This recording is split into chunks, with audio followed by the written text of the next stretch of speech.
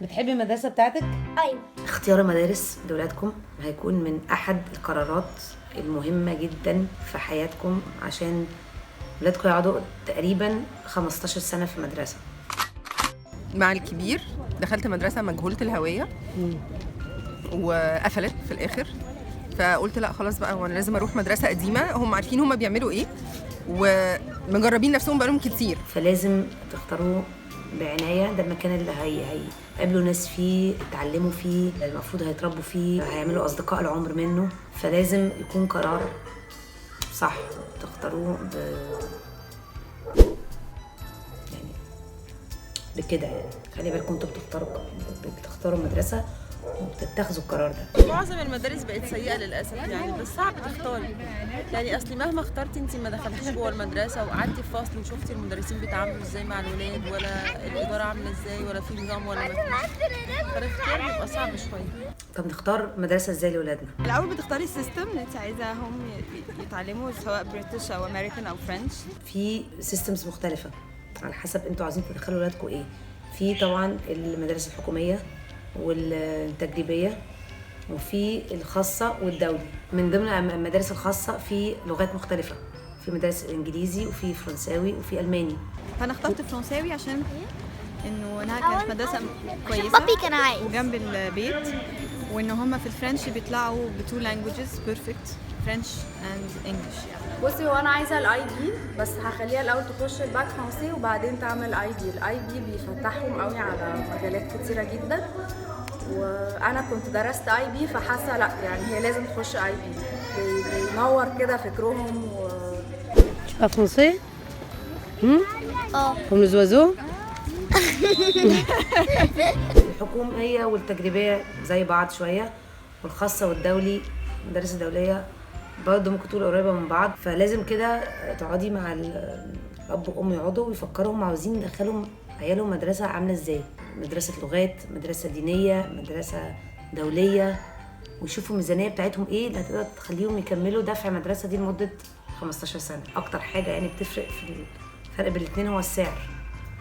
عارفين طبعا أسعار المدارس عملت ايه دلوقتي ووصلت لايه.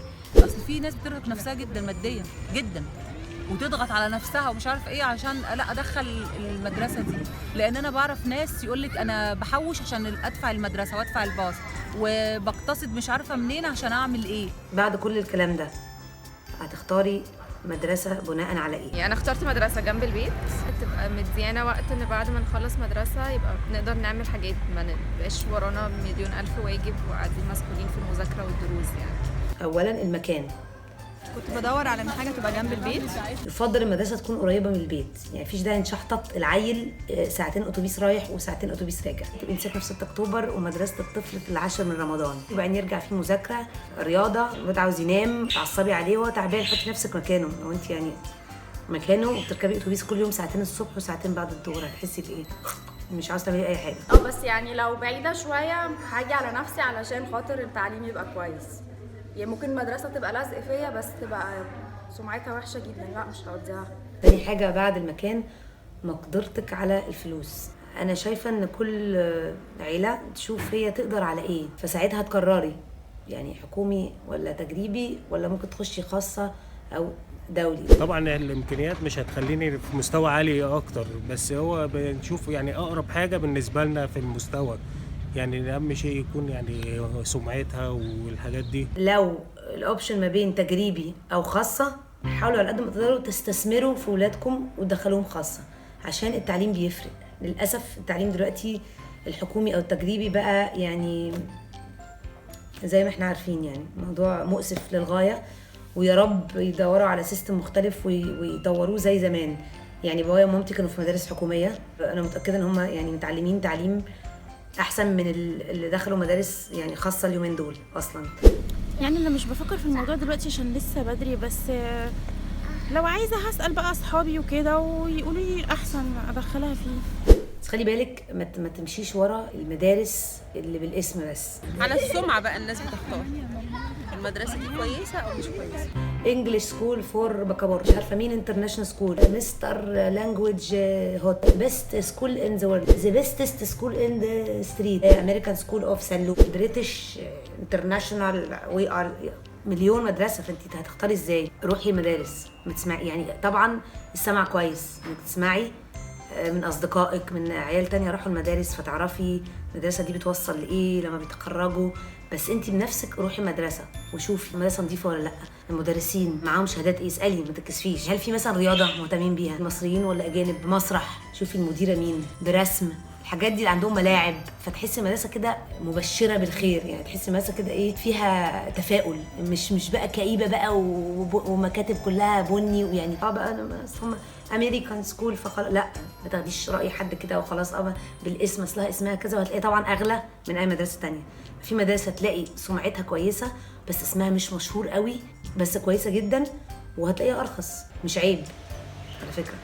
يعني الاختبارات كمان اللي قاعدين بيعملوها لنا دي في المدارس، يعني حاسه ان هم يعني كتر خيرهم ان هم بياخدونا. يعني انا رحت عملت لا يقل عن 5-6 انترفيوهات في مدارس مختلفه، فرنساوي والماني وانجليزي، حسوني ان يعني ميرسي جدا، ربنا يخليكم ان انتوا هتاخدوا عيالي يعني. طب بتعلمي ايه في المدرسه يعني؟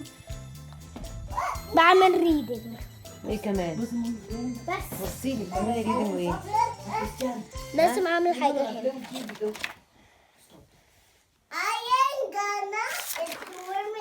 وبعدين خلي بالك ان البيت مهم جدا، يعني حتى لو انت مضطريه تودي ولادك مدرسه حكوميه او تجريبيه، دعم اللي انت هتعمليه في البيت ممكن يخلي الطفل ده احسن من طفل دخل مدرسه خاصه. اطلعي بمستوى طفلك، تقري معاهم في البيت، تلوني معاهم، تقري لهم معلومات. حتى لو انت كنت في مدارس عربي مثلا، مش عيب النت بقى فيه كل حاجه، فممكن تخشي تتفرجوا على حاجات بالانجليزي، فالانجليزي بتاعهم يبقى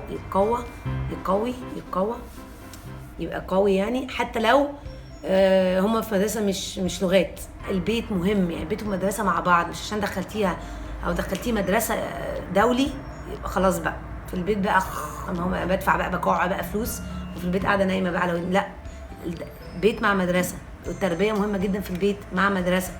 المدرسه مش بتربي دلوقتي، مش زي زمان. قولي يا ديدي، بتحبي الحضانه بتاعتك؟ لا. ما بتحبش الحضانه؟ ليه؟ ما بتحبش الحضانه ليه؟ ودوهم حضانه علشان هتفرق في شخصيتهم، هتلاقيهم نضجوا اسرع وعملوا صحاب وبقوا يتعاملوا ويتكلموا ويفهموا، فهيبقوا اسهل بالنسبه لك. لكن لو قاعدتيهم في البيت لحد 3-4 سنين هيخشوا المدرسه يبقوا انهم يعني صدمه، هيجيلهم صدمه. فبالتوفيق، وفكروا كده كويس واستثمروا في اولادكم، استثمروا في التعليم. تعليم منذ الصغر كالنقش على الحجر، تعليم منذ الصغر كالنقش على الحجر. التعليم منذ الصغر كالنقش على الحجر. منذ الصغر، عشان احنا عارفين طبعا ان النقش على الحجر، تعليم منذ الصغر كالنقش على الحجر.